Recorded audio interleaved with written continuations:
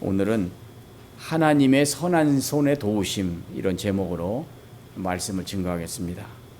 자, 오늘은 특별히 광복 77주년 기념주일로 감사하며 예배드립니다. 벌써 이 나라가 해방된 지 77년이 되었어요. 지금 이제 우리나라가 하나님의 은혜로 해방이 되었죠. 원래 독립군들이 중국에서 군인을 훈련하고 비행기를 사가지고 이제 이 8월 15일 이후에 여의도로 이렇게 이제 침투를 해서 일제와 싸우려고 하는 그런 많은 시나리오들이 있었어요. 그런데 이 15일 날 해방됨으로 인해서 그런 일은 이루어지지 않았죠. 그래서 만약에 독립군의 힘으로 이 나라가 이루어졌다면 어떤 일이 일어났을까, 이런 것도 생각해 봅니다. 저 이슬람 국가처럼 그런 어떤 원리주의의 단단한 나라가 아니었을까. 또 각 독립의 세력들이 있지만 저 공산주의에 사로잡힌 사람도 있고 막 여러 다양한 사람들이 있었기 때문에 이 나라가 어찌 됐을지는 아무도 생각할 수가 없고, 오로지 하나님의 은혜로 이렇게 해방이 되었다 하는 거죠. 그래서 우리가 이제 오늘은 나라를 생각하고 하나님의 은혜로 이 나라가 더 주님께 쓰임받는 나라가 되도록 우리가 기도를 많이 해야 되겠습니다. 자, 이 나라가 일제에 빼앗기기 전에 또 임진왜란을 통해서 고통을 많이 당했죠. 외구들이 임진왜란을 이제 오래도록 준비를 했어요. 그리고 오랫동안 조선에 정탐꾼을 보내서 길이라든지 여러 가지 정황, 훈련 상황 이런 것을 낱낱이 준비를 했어요. 그래서 보고를 하고 드디어 이렇게 전쟁을 일으켰는데, 이 왜구들이 미처 전쟁이 나고 나니까 이 왜구들이 미처 생각하지 못한 게 있어요. 그게 뭐냐면 우스운 얘기인데, 임금이 도망갈 줄을 몰랐던 거예요. 임금이 한번 싸워야지, 우리나라 툭 하면 도망가죠. 임금이 도망갔던 일이에요. 그 다음에 또 하나는 의병들이 일어나가지고, 거기 노비와 상놈들 막 이런 사람들이 곳곳에서 일어나가지고 정규군이 아니라 이런 의병들이 일어나니까 오히려 그들한테 패퇴했던 그런 사실 때문에 깜짝 놀랐다고 그래요. 우리 역사를 가만히 보면 이 고려 때도 마찬가지고 임금이 나라를 지킨 게 아니에요. 또 우리나라가 지금 대통령을 잘 뽑아서 그렇습니까? 기도하는 우리 그리스도인들 정말 나라를 위해서 얼마나 기도를 많이 했어요. 나라를 위해서 기도하고 성실하게 일하고, 그래서 나라가 이게 발전한 거지, 결코 대통령을 잘 뽑아서 새마을 운동을 해서 이 나라가 이렇게 부흥한 것이 아니에요. 그런데 저희 아버님께 들어보니까 6.25 때는 장관이나 국회의원 아들들이 전쟁에 나간 기록이 없다고 그래요. 다 빼돌린 거예요. 이게 후진국이죠. 지금도 돈 있는 사람, 이런 사람들 이렇게 저렇게 빼서 군대를 안 가요. 그런데 왜 영국이 선진국이냐면 왕자가 이라크에 파병돼서 싸워요. 우리나라 같으면 상상이나 하겠습니까? 이것이 바로 선진국인 것이. 우리가 이제 이스라엘과 여러모로 닮았는데, 지정학적으로 이스라엘은 그 대륙과 대륙이 만나는 그곳에서 아주 꼭 끼어가지고 강대국의 틈바구니에서 고생을 많이 하는데, 우리 한국도 마찬가지죠. 그래서 어느 외국의 어느 학자가 저 유럽에 만약에 우리나라가 있었으면 벨기에 정도는 살지 않았을까, 이런 생각을 하는 분이 있더라고요. 발표를 한 분이 있는데, 여러분 우리나라 참 러시아, 중국, 일본 그 강대국 틈바구니에서 이렇게 있는 거죠. 이제 이스라엘이나 우리 한국이 비슷한 점은 뭐냐면, 우리 스스로 나라를 일으켜 세운 것이 아니라 하나님이 전적으로 도와주신 거예요. 그리고 성경을 보면은 이 이스라엘 백성들이 430년 동안 애굽의 종살이를 할 때에 하나님이 건져주셨어요. 그리고 이 백성들이 그 가나안 땅에 들어갔을 때에 지난주 말씀대로 하나님이 토해내겠다고 그러셨죠. 그 가나안 땅에 가서 너희들이 이방인보다 더 악하면 너희를 토해내겠다. 그래서 하나님이 그 백성들을 토해내서 바벨론에 70년 동안 포로 생활을 했어요. 바벨론에 끌려가가지고 70년 동안 종살이를 했는데, 성경을 가만히 보면 이렇게 종살이하고 나올 때 하나님이 빈손으로 나오지 않게 하셨어요. 애굽에서 나올 때도 우리 성경 말씀 읽어봅니다. 출애굽기 12장 35절에서 36절 읽습니다. 시작. 이스라엘 자손이 모세의 말대로 하여 애굽 사람에게 은금 패물과 의복을 구하매 여호와께서 애굽 사람들에게 이스라엘 백성에게 은혜를 입히게 하사 그들이 구하는 대로 주게 하심으로 그들이 애굽 사람의 물품을 취하였더라. 아멘. 그래서 이 430년 동안 종살이 할 때도 빈손으로 나오지 않고 이렇게 금은 패물 이런 걸 가지고 나왔죠. 그리고 이제 바벨론에 사로잡혔다가 돌아올 때도 빈손으로 나온 게 아니에요. 에스라 1장 4절을 한번 봅니다. 시작. 그 남아있는 백성이 어느 곳에 머물러 살든지 그곳 사람들이 마땅히 은과 금과 그 밖에 물건과 짐승으로 도와주고 그 외에도 예루살렘에 세울 하나님의 성전을 위하여 예물을 기쁘게 드릴지니라 하였더라. 아멘. 이제 바벨론 70년 포로 생활할 때 고레스가 칙령을 내려서 그 백성이 돌아가게 했죠. 그 다음에 돌아갈 때에 예전에 느부갓네살이 쳐들어와서 성전 기물에 있는 모든 것들을 다 빼앗아 갔는데 그걸 다 돌려줬다. 그러니까 하나님이 빈손으로 돌아가지 않게 하셨다. 우리가 오늘도 생각할 것이 일제는 참 이 성경에 나오는 나라보다 더 악한 나라예요. 그 강제 노역과 위안부 보상을 해주지 않죠. 일본은 우리나라에 고마워해야 돼요. 일본은 다 망해가지고 원자 폭탄 맞고 그랬는데 6.25가 일어나는 바람에 일본 경제가 확 살아났어요. 그 무기, 군사, 물자 이런 거를 일본에 공장을 지어가지고 막 돌리면서 일본이 이렇게 확 살아났어요.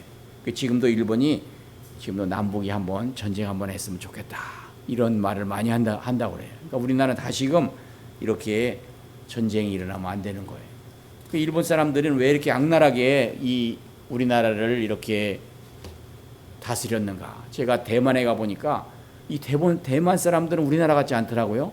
일본 사람들을 참 좋아해요. 일본 사람들이 자기 나라에 도로도 놔주고 학교도 세워주고 병원도 세워주고 잘했다는 거예요. 그럼 왜 우리나라만 이렇게 특별히 그런가? 총독들이 우리나라에 와 보니까 사실 일본은 우리가 아주 발 아래라 두던 민족이 아니에요. 열등한 민족, 왜구라고 부르고. 그러니까 지금도 많은 사람들이 어떻게 열등한 민족이 그보다 더 우수한 우리나라를 쳐들어왔는가 이런 걸 연구하는 사람들이 있는데 역사의 전통, 또 우리나라가 대륙을 호령하던 저 나라가 아닙니까? 지금 최근에 시진핑이가 우리나라가 이제 자기 나라의 옛날에 속국이었다 그러는데 그 역사를 왜곡하는 거예요. 이 수양제가 100만의 대군을 이끌고 왜 그렇게 고구려를 쳐들어왔겠습니까? 이 동북아의 천자의 나라라고 부르는 나라는 고구려, 우리네 민족밖에 없었어요. 이 천자는 둘이 있을 수 없다. 그래가지고 이렇게 쳐들어오게 된 거죠. 저는 그때 또 을지문덕 당시에 그들이 100만 대군이 다 패퇴하고 다 죽고 돌아갈 때에 을지문덕이 이번에 가서 저것들 다 박살내고 다시는 우리나라를 쳐들어오지 말게 하자 그랬을 때 임금하고 귀족들이 말렸어요. 이게 전쟁은 군인들만 하는 것이 아니라 우리 귀족들도 우리 이렇게 한다. 그게 좀 아까운 것 같아요. 그냥 중국이 옛날부터 계속 이 나라를 침입했던 것은 이 나라가 천자의 나라라고 했기 때문에 그만큼 큰 나라인 거예요. 근데 이제 일제가 이 나라를 이렇게 식민하면서 우민화 정책을 한 거예요. 그래서 고려장 같은 것도 너희 조상을 산에다 버리는 못난 놈이다 이런 걸 막 만든 거죠. 그 고려장이 왜 잘못됐냐면 일제가 강점기 문헌에서 나타나는 거예요. 그 이전에는 고려장이란 말도 없었던 거예요. 너희 조상들을 산에 가서 이렇게 산채로 묻는 그런 민족이라는 걸 자꾸 이렇게 하는 거, 역사를 좁히고 우리나라를 한반도에 묶어놓잖아요. 그런데 우리나라는 대륙을 호령하던 나라였고, 그리고 우리 고조선이 어떤 곳이에요? 베이징 옆을 흐르는 하천이 있는데 그게 조화예요, 조화.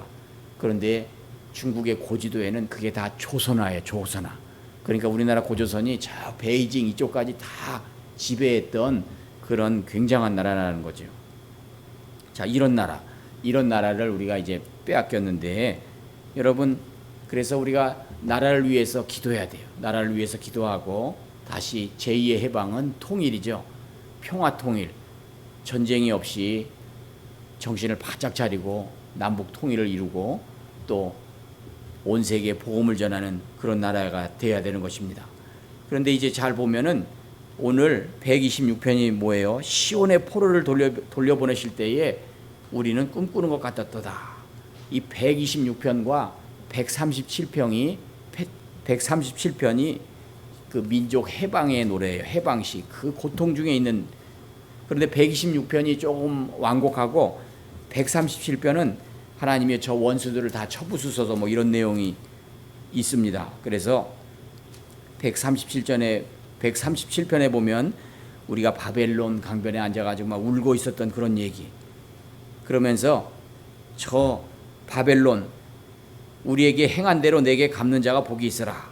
그래서 내 어린 것들을 바위에 메어 치는 자는 복이 있으리로다. 여러분 이제 얼마나 이 무서운 말이에요. 어린 것들을 막 바위에 이렇게 죽이라는 이런 말이 아니겠습니까? 얼마나 나라를 이렇게 빼앗기고 힘들었는지. 그리고 이제 우리가 이게 역사를 성경을 통해서 간단히 봐서 그렇지 끌려갈 때 눈을 뽑아내고 발을 착고에 채우고 걸어서 끌고 채찍을 때려가며 그렇게 했던 거예요. 나라를 잃어버린 그 아픔. 그런데 이 126편은 하나님이 도와주셔서 이렇게 이제 우리가 다시 시온으로 돌아갈 때에 꿈꾸는 것 같았다. 꿈꾸는 것 같잖아요. 우리가 해방을 맞이했을 때도 도저히 가망이 없는 것 같죠. 그래서 우리가 보면은 뭐 이광수라든지 우리가 존경했던 모든 사람들이 다 일제의 앞잡이였다.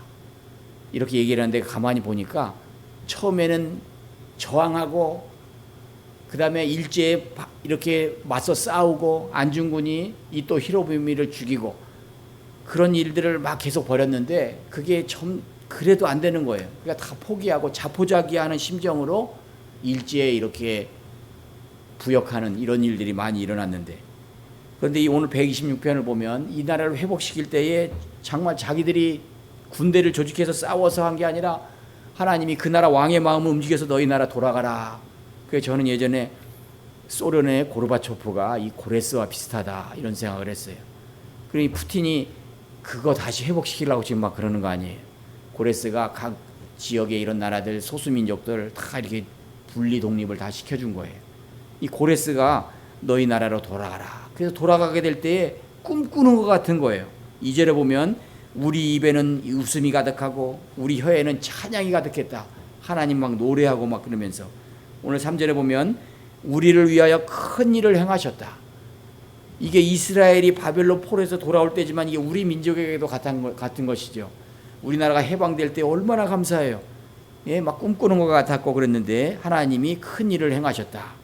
그리고 사실 오늘 이 126편, 137편만 보지 말고 에스라와 느헤미야도 봐야 되는데 이 에스라와 느헤미야는 이제 포로에서 돌아와서 에스라는 영적 지도자, 학사겸 제사장이요 율법으로 말씀으로 다스리는 그런 영적 지도자였고 느헤미야는 아닥사스다 왕의 술을 맡은 관원이었는데 그 왕이 또 호의를 베풀어 주셔서 이 느헤미야가 구할 때 도와주고 또 이 성전만 가서 지으면 안 되잖아요. 성벽을 또 쌓아야 되니까 그 성벽을 지은 게 느헤미야예요. 그런데 에스라와 느헤미야가 왜 중요하냐면 이게 우연히 된 게 아니구나. 얼마나 기도를 많이 했는가. 우리가 에스라 1장 4절 한번 읽어봅니다. 시작. 그 남아있는 백성들이 어느 곳에 머물러 살든지 그곳 사람들이 은과 금과 그 밖의 물건과 짐승으로 도와주고 그 외에도 예루살렘에 세운 하나님의 성전을 위하여 예물을 기쁘게 드릴지니라 하였더라. 아멘. 그리고 우리가 이제 에스라 8장 21절에서 31절 한번 보겠습니다. 시작. 그때 내가 아하와 강가에서 금식을 선포하고 우리 하나님 앞에서 스스로 겸비하여 우리와 우리 어린아이와 모든 소유를 위하여 평탄한 길을 그에게 간구하였으니 첫째 달 12월에 우리가 아하 강강을 떠날 때에 예루살렘으로 갈새 우리 하나님의 손이 우리를 도우사 대적과 길에 매복한 자의 손에 건지신지라. 아멘. 이 에스라가 이제 그 나라로 돌아갈 때 그 얼마나 예전에 차로 가는 것도 아니고 비행기로 가는 것도 아니고 걸어서 가는 거예요. 가다가 도적이 있을 수 있고 각 다른 나라 이렇게 지나갈 때에 칼로 쳐 죽일 수도 있잖아요. 금식하면서 하나님 도우소서 그랬더니 하나님의 손이 우리를 도우셨다. 근데 느헤미야 2장 28절도 한번 읽어봅니다. 시작. 또 그들에게 하나님의 선한 손이 나를 도우신 일과 왕이 내게 이런 말씀을 전하였더니 그들의 말이 일어나 건축하자 하고 모두 힘을 내어. 아멘. 에스라, 느헤미야, 이 사람들이 기도하는데 오늘 중요한 표현이 뭐예요? 하나님의 손, 하나님의 손으로 나를 도우소서. 하나님의 손. 우리가 기도하면 하나님의 손이 이 나라를 지켜주십니다. 우리가 기도하면 우리 가정, 내 문제 하나님의 손이 도와주시옵소서. 이 사람들이 돌아올 때도 기도하는데 그 끌려가서 얼마나 기도를 많이 했겠어요. 끌려가기 전에는 죄만 짓고 동성애가 만연하고 우상을 섬기고 이런 일들, 그러니까 이방인과 같이 똑같은 일들 많이 일어났었어요. 그 가나안 땅에 가가지고. 그래서 바벨론으로 끌려갔는데 그 바벨론에 끌려간 게 어떻게 보면 복이에요. 그때 이제 깨달은 거예요. 우리 하나님의 선민이 왜 여기 끌려와서 저 이방 나라에 이렇게 지배를 받는가. 그래서 우리가 하나님 말씀대로 살지 못했다. 그래서 끌려가서 노예 생활만 한 것만이 아니라 그 바벨론의 왕은 정책을 잘 폈어요. 그 각 지역에 모여 살게 한 거예요. 모였을 때 그 사람들이 뭘 했습니까? 그들이 끌려가서 마을마다 회당을 세웠어요. 회당, 오늘 같은 교회 회당을 세워서 거기서 율법을 가리키고 기도하게 하고, 그러면서 그때에 이 에스라가 이제 나중에 그때 하나님의 책과 구전되어 오는 말씀을 다 집대성한 거예요, 에스라가. 그래가지고 이 성경을 가르치게 된 거죠. 이 사람들이 하나님의 손으로 나를 도와주시옵소서. 여러분, 우리도 기도할 때에 하나님의 손이 나를 도와달라 이렇게 기도해야 됩니다. 그리고 바벨론 포로 생활이 70년인데 이게 에레미야가 예언한 거예요. 우리 세 번째 말씀 에레미야 25장 11절 있습니다. 시작. 이 온 땅이 황폐하여 놀램이 될 것이며 이 나라들은 70년 동안 바벨론 왕을 섬기리이다. 아멘. 우리 구약을 보면 이제 이 포로기 예언자들은요, 포로기가 기준이 돼요.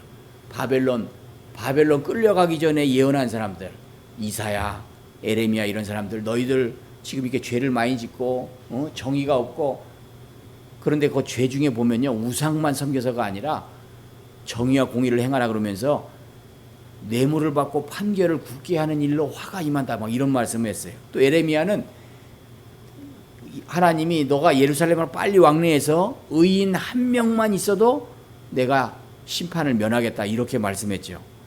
그러니까 이 제일 막 간절한 사람이 누구예요? 에레미야가 눈물의 예언자인데 울버라서 그런 게 아니라 하나님이 이 백성들이 끌려가는 걸 다 보여주신 거예요, 미리. 그러니까 그걸 보니까 막 너무나 비참하고 그래서 울면서 예언을 한 거예요. 그리고 하나님은 그 바벨론에 끌려갔을 때도 거기서도 예언을 하게 하고, 그 다음에 돌아와서도 예언자를 통해서 바로 세우게 하고. 그런데 오늘 왜 이 말씀을 보냐면 예레미야가 예언을 한 거예요. 너희들 이 땅이 황폐해서 너희들 70년 동안 바벨론 왕을 섬기게 된다. 근데 다니엘 9장 2절이 왜 또 중요하냐면 다니엘은 꿈을 해석하는 사람이잖아요. 그런데 요셉과 다른 점은 뭐예요? 요셉은 바로가 꾼 꿈을 해석을 하는 거예요. 그 다니엘은 느부갓네살 왕이 꿈이 생각이 안 나요. 꿈이 생각이 안 나는데 하나님이 그걸 생각나게 해주고 그걸 해석하기 때문에. 그러니 느부갓네살이 야, 너 참 신통하다가 아니에요. 여호와가 참 하나님이다. 왜? 자기가 꿈을 꾼 것 같은데 생각이 안 나는 거예요. 근데 그걸 알게 하시고 그걸 또 해석을 해주는 거예요. 그럼 이것을 알게 하는 것은 내가 아니고 하나님이시다. 우리 목사들이 요즘 배워야 돼요. 이 교만해져 가지고 내가 안수해야 병이 낫고 내가 안수만 하면 방언이 터지고, 이게 다 교만한 거예요. 이 성경의 모든 사람들은 다 내가가 아니야. 하나님이 하시는 거, 하나님이.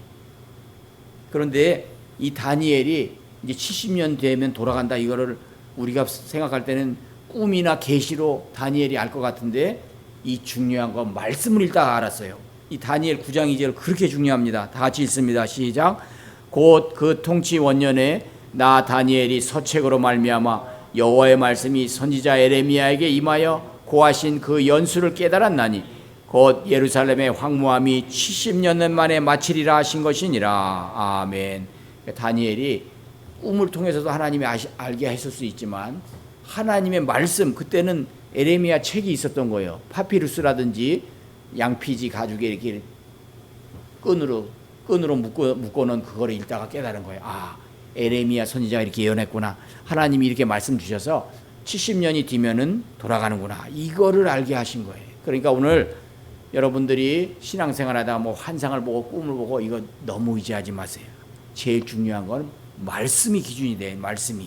그래서 이렇게 하나님이 그 기도하는 사람들의 기도를 들으시고 그 이스라엘을 돌아오게 하시는 거죠. 이 나라도 마찬가지입니다. 그 언제가 우리나라가 제일 기도 많이 했겠어요? 일제 시대 그리고 6.25 이럴 때에 얼마나 막 기도를 많이 했어요. 저도 생각이 나는데 우리 한국교회는 정말 막 교회마다 새벽에 막 기도하고 여의도에 모여서 막 집회를 하면 사람들이 막 미어 터졌어요. 그리고 산마다 기도하는 소리가 울려 퍼졌죠. 이 기도, 산에서 기도를 못하게 한 게 전두환 대통령 때예요.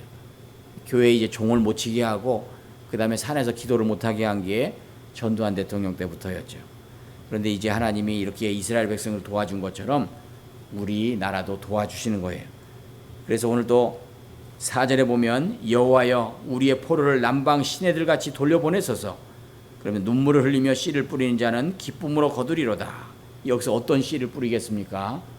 이거 이제 깊이 생각을 하게 되면 단지 농사를 지고 뭐 이런 게 아니고 이 사람들이 돌아와서 분명히 저 바벨론의 그 페르시아 왕이 다 허락을 했어요. 너희 돌아가라. 돌아가서 성전을 지어도 좋다.